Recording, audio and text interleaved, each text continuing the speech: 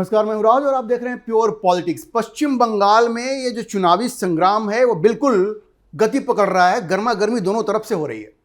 और बंगाल में इस वक्त जो हो रहा है उससे ये साफ दिख रहा है कि ममता बनर्जी पूरी तरह से ध्रुवीकरण करना चाह रही है। अभी मुर्शिदाबाद में जिस तरह से रामनवमी के प्रोसेशन पे हमला हुआ और उसके बाद जिस तरह की राजनीति वहां हो रही है, उससे बड़ा स्पष्ट है कि इस बार ममता बनर्जी ध्रुवीकरण की पूरी कोशिश कर रही हैं। और चूंकि उन्हें मुस्लिम वोट के जाने का, खोने का खतरा है, इसलिए वो इस तरह के हथकंडे का इस्तेमाल कर रही हैं। लेकिन एक तरफ तो वो ध्रुवीकरण करना चाह रही हैं हिंदू मुस्लिम का, दूसरी तरफ इस तरह के जो हमले हो रहे हैं, जैसे मुर्शिदाबाद में रामनवमी के प्रोसेशन पे हुआ, उसका पूरा ठीकरा वो भारतीय जनता पार्टी पे थोप देना चाह रही हैं। अभी देखिए, जब गृह मंत्री अमित शाह पश्चिम बंगाल में गए और उन्होंने ममता बनर्जी की इस बात के लिए आलोचना की कि उन्होंने ये दंगे होने दिए इसलिए कि पत्थरबाजी हुई, उसको दंगा ही कहेंगे। तो ममता बनर्जी ने एक ड्रामा किया, बोला कि भाई इलेक्शन के टाइम में तो सारे ऑफिसर्स जो होते हैं वो इलेक्शन कमीशन तय करता है, तो ये गलती हमारी नहीं है, जानबूझ करके भारतीय जनता पार्टी करवा रही है। देखिए, ये सारे इस तरह के जो वाकया होते हैं, इसमें सारे तृणमूल कांग्रेस के जो कैडर हैं उनका हाथ होता है। यही लोग भड़काते हैं। ये ध्रुवीकरण की कोशिश ये ममता बनर्जी कर रही हैं। और अमित शाह ने बिल्कुल ठीक कहा कि ये जो कोशिश ममता बनर्जी कर रही हैं, इसका उन्हें इस बार फायदा नहीं होने वाला है। चुनाव उनको हारना है और इससे कोई उनको रोक नहीं सकता है। और साथ में अमित शाह ने यह भी याद दिलाया कि किस तरह से ममता बनर्जी ये जो एसआईआर का प्रोसेस बंगाल में हो रहा है उसको इतना बड़ा इश्यू बना रही हैं, क्योंकि उनको डर है कि एसआईआर से जिस तरह से फर्जी वोटरों का नाम वोटर लिस्ट से कट रहा है, ये बांग्लादेशी और रोहिंग्या जो गैर कानूनी रूप से आकर के भारत में बस गए हैं, बंगाल में हैं, उनका नाम जब कटेगा तो ममता बनर्जी को अपनी हार साफ साफ दिख रही है। अब देखिए, वो शनिवार को कलकत्ता में थे अमित शाह और उन्होंने कहा कि सारे देश में एसआईआर हो रहा है, कई प्रदेशों में हुआ है, बिहार से शुरू हुआ था ये। लेकिन उन्होंने बताया कि ये जो जुडिशियल ऑफिसर्स हैं वो सिर्फ बंगाल में तैनात किया गया है। और वो क्यों किया गया? क्योंकि ममता बनर्जी ने इतना ड्रामा किया, उन्होंने इतने आरोप लगाए इलेक्शन कमीशन पे कि जुडिशियल ऑफिसर्स को बंगाल में तैनात किया गया और ये पूरे देश में और कहीं नहीं हुआ। और देखिए, पहली बार नहीं है कि एसआईआर को लेकर के इस तरह की बात ममता बनर्जी की सरकार के बारे में कही जा रही है। सुप्रीम कोर्ट ने भी यही कहा था। अभी 2 दिन पहले सुप्रीम कोर्ट ने कहा कि पूरे देश में एसआईआर हुआ है, लेकिन जिस तरह का टेंट्रम ये बंगाल में दिखाया जा रहा है वो ऐसा कहीं नहीं हुआ है।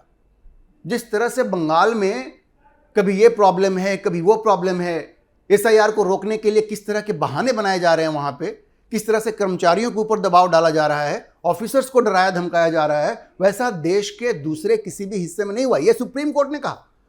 और उसी बात को अमित शाह ने कहा कि जिस तरह का ड्रामा बंगाल में किया गया है वैसा देश के किसी भी दूसरे हिस्से में नहीं हुआ है। तो अमित शाह ने पूछा कि भाई, ये जो घुसपैठिए हैं, बांग्लादेशी और रोहिंग्या जो घुसपैठिए हैं, क्या उनको चुनाव में वोट देने का अधिकार होना चाहिए? कौन कहेगा कि होना चाहिए? और ममता बनर्जी किसे बचाने की कोशिश कर रही हैं? लेकिन ममता बनर्जी ने तो यही कोशिश एक लंबे समय से जारी रखी है। अच्छा देखिए, अमित शाह ने जब इन चीज़ों पे अटैक किया ममता बनर्जी को, तो ममता बनर्जी ने अपना अलग राग अलाप दिया।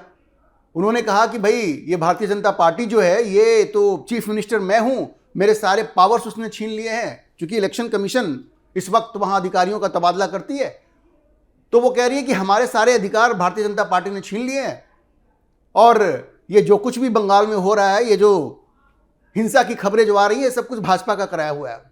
मतलब ये सारी चीज़ें उनके कैडर कर रहे हैं, तृणमूल कांग्रेस के कार्यकर्ता कर रहे हैं, और वो जो हैं वो सारा ब्लेम भारतीय जनता पार्टी पर डाल रही हैं। जिसमें कि रघुनाथगढ़ में ये जो दंगे हुए, मुर्शिदाबाद में, ये सब भी उन्होंने उसका ठीकरा भारतीय जनता पार्टी के ऊपर फोड़ दिया। अब देखिए, मुर्शिदाबाद में शुक्रवार को जो दंगे हुए, जब रामनवमी का प्रोसेशन जा रहा था, तो उसमें पत्थरबाजी की घटना हुई है, आगजनी की घटना हुई है। अलग अलग लोकेशन से ऐसी खबरें आई हैं। और यहाँ जो दंगे हुए वो इसलिए हुए, जो हिंसा की घटना हुई, क्योंकि वो जो म्यूजिक प्ले हो रहा था और एक ये जो मैकेंजी पार्क है वहां से वो प्रोसेशन गुजर रहा था, तो वहां पर उन लोगों ने मारधार कर दिया। देखिए पूरे देश में इस तरह की घटनाएं होती हैं। और ऐसे लोग, राजस्थान में आपने विजुअल्स देखा होगा कि जो लोग ये ईद के दिन जब नमाज पढ़ रहे थे तो उनके ऊपर फूल की वर्षा की गई। राजस्थान से वो विजुअल्स आपने देखे होंगे। तो हिंदू जो हैं वो तो फूल बरसा रहे हैं, लेकिन जब उनका कोई प्रोसेशन होता है, जैसे रामनवमी का प्रोसेशन था, जब किसी इलाके से गुजर रहा होता है और कोई म्यूजिक बज रहा होता है तो उसको लेकर के ये लोग हिंसा पे उतर जाते हैं, पत्थरबाजी करते हैं, मारपीट करते हैं। तो आप सोचिए मानसिकता क्या है। हिंदू फूल बरसाएं और ये आपके साथ हिंसा करें। और ऐसे लोगों का मनोबल कौन बढ़ाता है?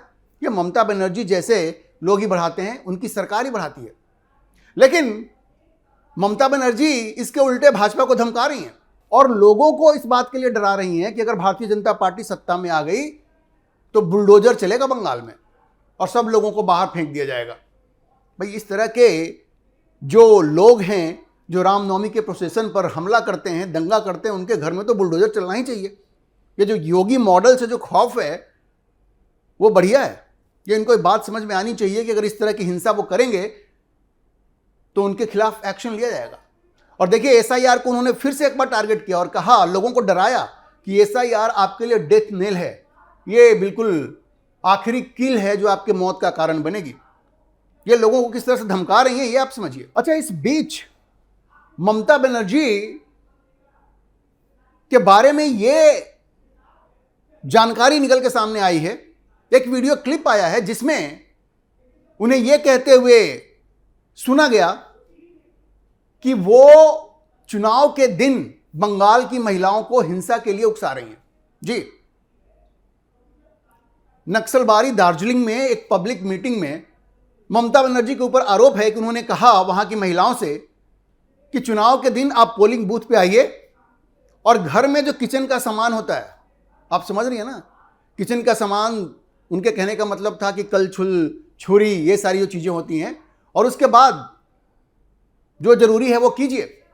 आप समझ रही है क्या वो इशारा कर रही हैं? वो हिंसा के लिए बंगाल की महिलाओं को उकसा रही हैं। और इस बात का नोटिस लिया इलेक्शन कमीशन ने, और इलेक्शन कमीशन ने पश्चिम बंगाल के चीफ इलेक्टोरल ऑफिसर को कहा है कि आप इस मामले की जांच पड़ताल कीजिए और ये बताइए कि क्या वाकई उन्होंने ऐसा कहा है। देखिए ये स्टेटमेंट उन्होंने दिया है कि वो टीएमसी के जो महिला कार्यकर्ता हैं, सपोर्टर्स हैं और जो वोटर्स हैं उनको ये धमका रही हैं। और अभी खतरा ये है कि जो सीआरपीएफ है या सेंट्रल आर्म्ड पुलिस फोर्स जो है, सीएपीएफ है, वो वहां पे डिप्लॉय किया गया है। इलेक्शन के दिन उनकी जिम्मेवारी भी होगी और उनके खिलाफ हिंसा के लिए ममता बनर्जी अपने राज्य की महिलाओं को उकसा रही हैं। अब इलेक्शन कमीशन ने कहा है कि इसकी पूरी जांच पड़ताल की जाएगी कि क्या ये जो सेंट्रल फोर्सेज हैं उनकी जो जिम्मेदारी है, उनकी जो ड्यूटी है, उसमें हस्तक्षेप करने की ये कोशिश की जा रही है। तो ये पूरी जांच पड़ताल अभी इसकी होगी और ममता बनर्जी के लिए बहुत बुरी खबर है क्योंकि वो कैमरे पे पकड़ी गई हैं। और देखिए इंडियन एक्सप्रेस ने जो रिपोर्ट फाइल की है उसमें ममता बनर्जी जो कहते हुए दिख रही हैं, मैं आपको पढ़ के सुनाता हूं। ममता बनर्जी कहती हैं कि मैं अपनी मां बहनों को एक जिम्मेवारी दे रही हूं। क्या? कि चुनाव के दिन जब तक वोटिंग मशीन काउंटिंग सेंटर पे नहीं पहुंच जाता है तब तक माताओं और बहनों को उसको गार्ड करना होगा। आगे वो क्या कहती हैं, ये इंडियन एक्सप्रेस की रिपोर्ट है, मैं उसको हिंदी में आपको बता रहा हूं।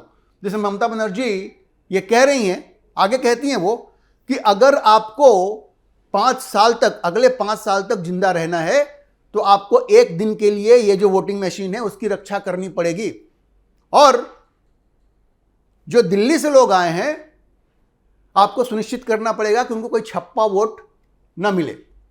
और आगे वो कहती हैं कि अगर वो आपको परेशान करती हैं, टेरराइज करते हैं, देखिए किस तरह से वो अपनी बात को कह रही हैं, तो वैसी स्थिति में आपको घर पे जो कुछ भी मिले, क्योंकि आप लोग खाना बनाने का काम करती हो, तो इससे आगे हमें कुछ कहने की जरूरत नहीं है। ये ममता बनर्जी कह रही हैं उस वीडियो में जो इंडियन एक्सप्रेस की रिपोर्ट है।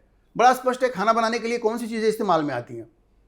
कलछी है, छुरी है, तमाम तरह के बेलन हैं, इनसे आप हिंसा कर सकते हैं। उन्होंने इशारा कर दिया कि ये चीज़ें लेकर के आप आएँ और हिंसा में आप इन्वॉल्व हो, हिंसा करें आप वहाँ पे। तो सोचिए कितनी गंभीर बात है।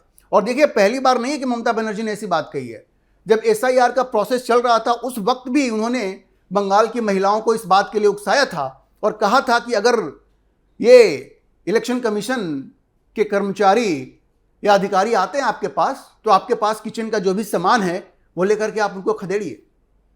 तो ममता बनर्जी जिस तरह की बात कर रही हैं वो क्या किसी मुख्यमंत्री को शोभा देता है?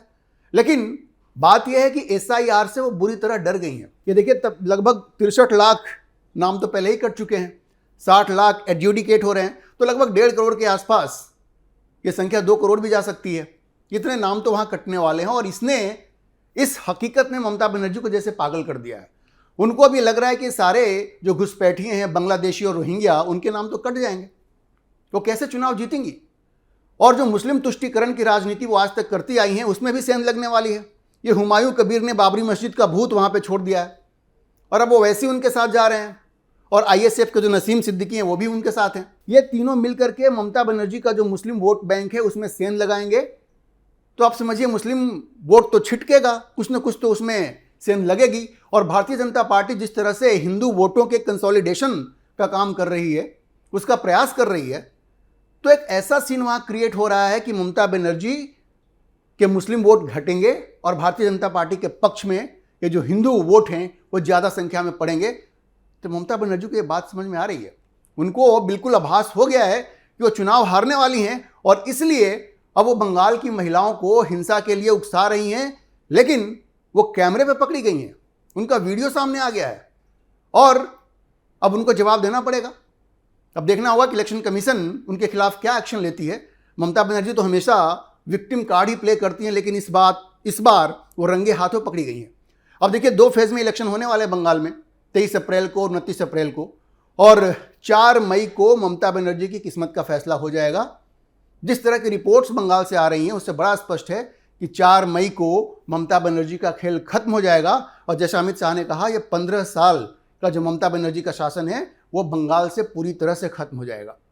तो इंतजार कीजिए, बस 4 मई तक की बात है। ये ममता बनर्जी ने जो आतंक मचा रखा है और जिस तरह का तुष्टीकरण, मुस्लिम तुष्टीकरण उन्होंने बंगाल में किया है, उसके दिन लगने वाले हैं और ये खौफनाक शासन ममता बनर्जी का बंगाल से बिल्कुल हटेगा। ये इस बार आप मान के चलिए। अभी के लिए इतना ही। हम इस खबर पर नजर बनाए रखेंगे और आपको अपडेट करते रहेंगे। इस विषय पर आप क्या सोचते हैं, अपनी राय कमेंट बॉक्स में जरूर लिखें। और अगर आपको वीडियो पसंद आया हो तो आप इसे लाइक करें, शेयर करें और हमारे चैनल को सब्सक्राइब जरूर करें।